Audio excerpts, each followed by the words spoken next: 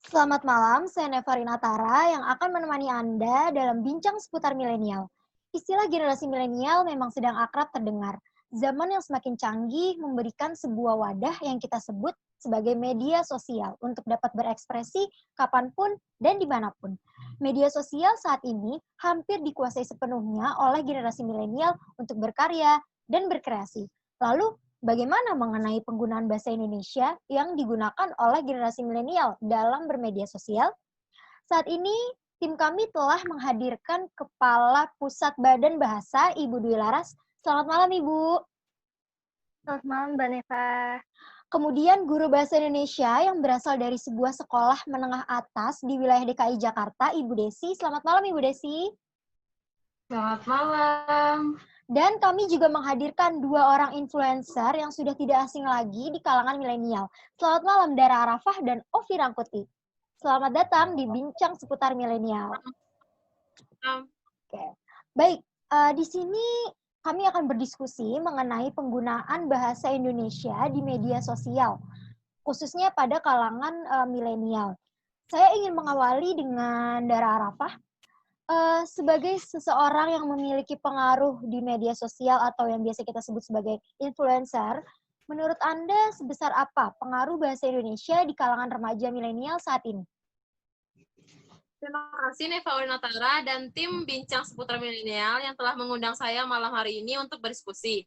Menurut saya, secara pribadi, penggunaan bahasa Indonesia di kalangan remaja saat ini tidak terlalu penting atau tidak terlalu berpengaruh terhadap remaja itu sendiri. Karena kita tahu bahwa remaja saat ini lebih banyak menggunakan bahasa gaul untuk berkomunikasi sehari-hari. Bahkan remaja saat ini mereka merasa lebih nyaman dan merasa lebih santai untuk menggunakan bahasa gaul dibandingkan bahasa Indonesia dengan baik. Karena bagi mereka menggunakan bahasa Indonesia yang baik dan benar itu seperti terlihat terlalu kaku dan terlalu formal. Maka dari itu, banyak remaja lebih memilih menggunakan bahasa gaul ketimbang bahasa Indonesia yang baik dan benar. Seperti itu. Oke, baik. Kalau menurut Ovi sendiri bagaimana nih? Menurut Anda kira-kira apa sih penyebab remaja milenial saat ini dirasa kurang pandai menjaga bahasa mereka ketika bermedia sosial? Oke. Yang pertama, kenapa mereka bisa kurang pandai dalam menjaga bahasa mereka, itu pertama karena kebawa kebiasaan dari aslinya. Jadi karena emang dari aslinya ngeliat dari teman-temannya biasa pakai kata-kata yang kayak begitu, terus jadi mereka kebawa-kebawa ke media sosial juga. Intinya kayak kebiasaan aja dari kebiasaan yang dari real life dibawa ke sosial media. Dan yang kedua ini karena wajar aja ya, karena kan ngeliat dari teman-temannya juga banyak yang kayak begitu, terus dia ikut-ikutan jadi kayak begitu juga, jadi pakai kata-kata yang kurang pandai, jadi mereka jadi kurang pandai menjaga bahasanya, jadi mereka menganggap ini dia adalah suatu kewajaran. Itu aja sih. Seperti itu. Oke, saya akan beralih kepada Ibu Desi.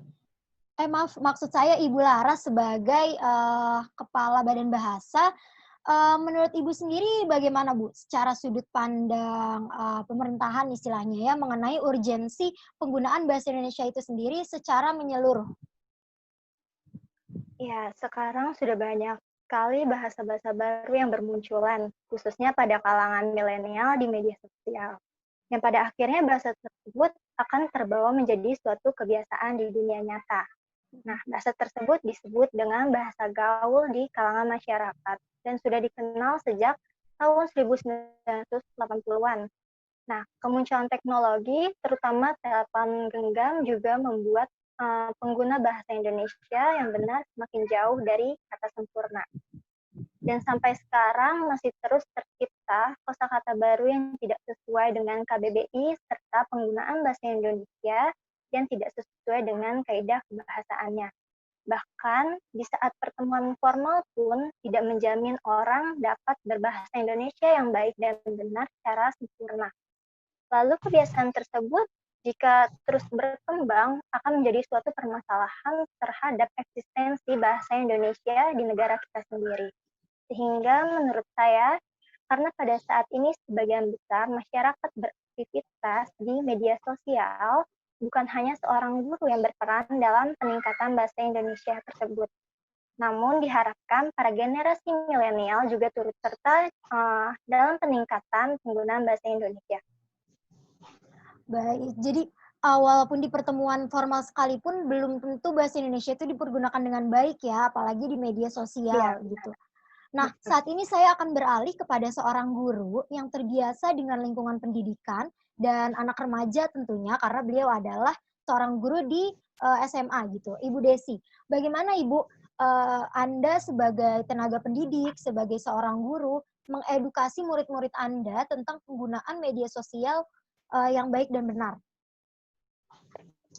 Baik, jadi cara mengedukasi, sebelumnya terima kasih kepada tim Bincang Milenial dan Mbak Neva yang sudah mengundang saya ke sini. Nah, cara mengedukasi tentang sosial media ini ke anak-anak adalah dengan mensosialisasikan kepada mereka dampak-dampak sosial media itu sendiri.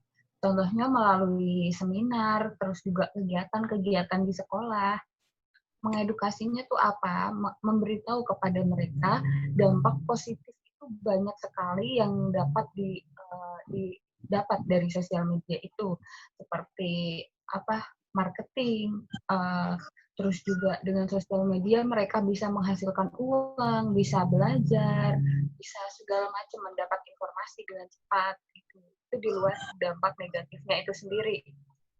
Nah, selain itu juga kita bisa memberitahu kepada anak-anak itu untuk menggunakan sosial media secara bijak dan baik. Begitu sih, kurang lebihnya, Mbak.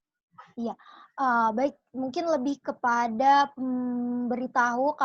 pemberitahuan bahwa menggunakan internet positif gitu ya, lebih ke arah pendidikan. Yeah. Nah, jika kita kerucutkan media sosial, kita ambil contoh seperti Instagram. Saat ini Instagram kan sedang ramai dibicarakan dan banyak sekali orang-orang yang mulai mungkin menjadikan Instagram sebagai penghasilannya gitu kan.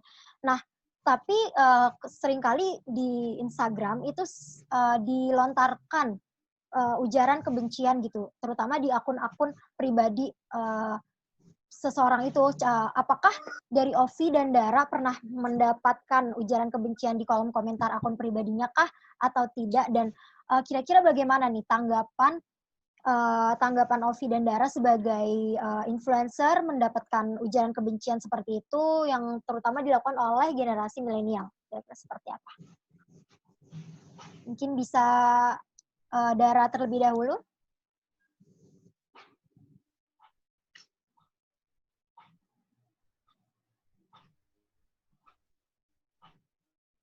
Atau mungkin Ovi? Ya, menurut saya mengumbar.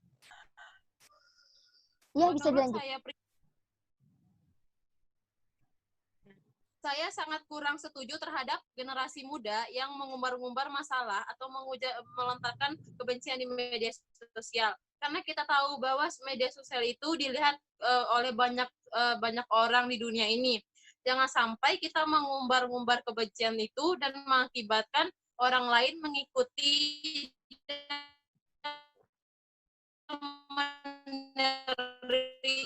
meniru apa yang kita lakukan. Pribadi atau kebencian terhadap seorang, seharusnya kita selesaikan masalah tersebut kepada pihak yang bermasalah saja. Jangan sampai kita mengumbar kepada media sosial yang bisa dilihat oleh banyak orang dan dapat memicu permasalahan lebih besar. Nah, maka dari itu, sebagai kalangan remaja yang bijak, maka saya sarankan untuk tidak melakukan hal tersebut, karena hal tersebut berdampak buruk terhadap lingkungan masyarakat dan juga berdampak negatif, karena jika ditiru oleh masyarakat banyak. Ya, seperti itu. Bagaimana dengan Ovi? Kalau menurut saya pribadi, mengenai ujaran kebencian ini, biasanya banyak ya, apalagi kayak kita berdua nih, kayak saya sama Dara, sama-sama influencer, pasti banyak lah ujatan-ujatan kebencian gitu di kolom komentar. Kita berdua, mungkin kalau dari saya sih nyikapinya kayak ya udah biasa aja. Ini cuman pendapat mereka terhadap saya gitu, gimana kan. Cuman ya jangan terlalu ditanggepin juga, karena biasanya kayak gitu tuh pakai akun fake. Dan juga nggak cuman di kalangan influencer, kadang juga di kalangan pejabat kayak bupati, gubernur, juga banyak dapat hujatan-hujatan kayak gitu, karena kayak emang udah hal yang biasa gitu di sini. Mulai dari opini satu orang menggiring banyak orang buat ngehujat orang tersebut. Intinya sih karena mereka kebawa-bawa. Cuman ya kita sebagai seorang influencer jangan terlalu juga buat ngehujat dari kitanya sendiri, jangan terlalu ngehujat orang lain. Karena kan kita influencer gitu kan punya dampak, memberi dampak ke followers kita. Kita sebagai influencer ya udah bersikap sebaik-baiknya aja di sosial media. Gimana kita di aslinya ya jangan diunjukin juga di sosial media kita. Jadi berbeda pendapat itu tidak salah, tapi jangan sampai menghina atau menjelekkan ya. Iya, Itu. betul. Saya masih ingin tahu, Ibu Laras, kira-kira seberapa penting sih Bu penggunaan bahasa Indonesia yang baik dan benar dalam kegiatan sehari-hari gitu, dalam aktivitas sehari-hari menurut Anda? Ya, seperti yang kita ketahui bahwa negara Indonesia adalah negara yang kawasannya cukup luas, dari Sabang sampai Merauke, yang terdiri dari berbagai macam suku bangsa. Dalam satu suku bangsa saja itu bisa lebih dari satu ragam bahasa. Nah, ketika ditanya seberapa penting penggunaan bahasa Indonesia yang baik dan benar, perlu kita ketahui fungsi dari bahasa itu sendiri adalah sebagai alat komunikasi, alat untuk mengekspresikan diri, dan juga alat untuk bersosialisasi. Ketika seseorang tidak memiliki kemampuan dalam penggunaan bahasa Indonesia yang baik dan benar, hal ini dapat mengakibatkan terjadinya perbedaan makna atau pemahaman terkait informasi yang disampaikan dari pemberi informasi kepada penerima informasi. Nah, di samping itu pula, seperti yang saya sampaikan sebelumnya, karena banyaknya bahasa daerah yang terdapat di negara kita, penggunaan bahasa Indonesia yang sesuai dengan kaidah kebahasaannya juga dapat membantu untuk dijadikan sebuah acuan dalam berkomunikasi antar perbedaan bahasa tersebut, serta sebagai alat pemersatu bangsa. Jadi, kemampuan dalam penggunaan bahasa Indonesia yang baik dan benar itu sangat penting untuk ditingkatkan agar maksud dan tujuan dari suatu komunikasi dapat tersampaikan dengan baik dan dapat meminimalisir terjadinya kesalahpahaman. Serta identitas dari bahasa Indonesia itu sendiri tetap lestari dan tidak hilang di masa yang akan datang. Lalu bagaimana Bu cara mensosialisasikan penggunaan bahasa Indonesia yang baik dan benar khususnya oleh Badan Bahasa? Oke, berhubung kondisi pada saat ini negara kita sedang menghadapi pandemi corona yang sebagian besar aktivitasnya masih dilakukan di rumah dan meminimalisir untuk kegiatan di tempat umum. Sehingga masyarakat lebih banyak menggunakan internet untuk melakukan pekerjaannya dan mengisi waktu luangnya. Oleh sebab itu, kami pun berupaya untuk mengisi kegiatan masyarakat dengan hal-hal positif seperti mengadakan seminar online. Sebenarnya bukan hanya untuk generasi milenial saja, seminar online ini juga ditujukan untuk semua kalangan pengguna media sosial. Lalu dalam menarik perhatian para pengguna media sosial agar tertarik untuk bergabung dalam seminar yang kami adakan, kami mengundang narasumber yang tentunya dikenal dan sedang menjadi pusat perhatian di kalangan pengguna media sosial tersebut, yang tentunya dapat membantu kita untuk mengkampanyekan penggunaan bahasa Indonesia yang baik dan benar. Selain itu, kita juga mengadakan bermacam-macam perlombaan yang dapat meningkatkan kreativitas, mengembangkan bakat, terus mengembangkan kemampuan dalam berbahasa, dan jika beruntung tentunya para peserta akan mendapatkan hadiahnya. Nah, hal tersebut secara tidak langsung mengikut sertakan masyarakat dalam mensosialisasikan penggunaan media sosial yang lebih baik. Menarik sekali ya untuk diadakan seminar dan perlombaan yang menguji penggunaan bahasa Indonesia gitu. Saya sangat suka dengan gagasan tersebut. Nah, tapi jika kita tahu sendiri nih kalau bahasa Indonesia itu sudah menjadi mata pelajaran wajib di sekolah-sekolah mulai dari SD, SMP, SMA, dan menjadi mata kuliah umum bagi perguruan tinggi atau universitas. Nah, Saya ingin bertanya kepada Ibu Desi dan sudut pandang seorang guru. Kira-kira apakah adanya pelajaran bahasa Indonesia atau mata kuliah bahasa Indonesia di sekolah-sekolah atau di perguruan tinggi ini sudah cukup untuk meningkatkan kesadaran anak muda, khususnya generasi milenial, untuk berbahasa Indonesia yang baik dan benar? Oke, baik. Jadi, menurut saya sudah cukup ya adanya bahasa Indonesia ini untuk dijadikan menyadarkan generasi milenial itu. Karena dengan kita tahu bahwa dari SD hingga SMA itu kan bahasa Indonesia itu udah masuk ke dalam ujian nasional ya. Dari situ udah tahu bahwa bahasa Indonesia itu penting sekali. Nah, dengan di sekolah, di universitas juga dari situ mereka mendapat edukasi tentang bahasa Indonesia. Karena jarang sekali generasi milenial zaman sekarang di lingkungannya itu dapat pelajaran bahasa Indonesia yang baik. Kebanyakan seperti yang tadi seperti yang kita lihat, banyak sekali anak-anak itu menggunakan bahasanya sendiri dengan bahasa anak kids zaman now kita sebutnya.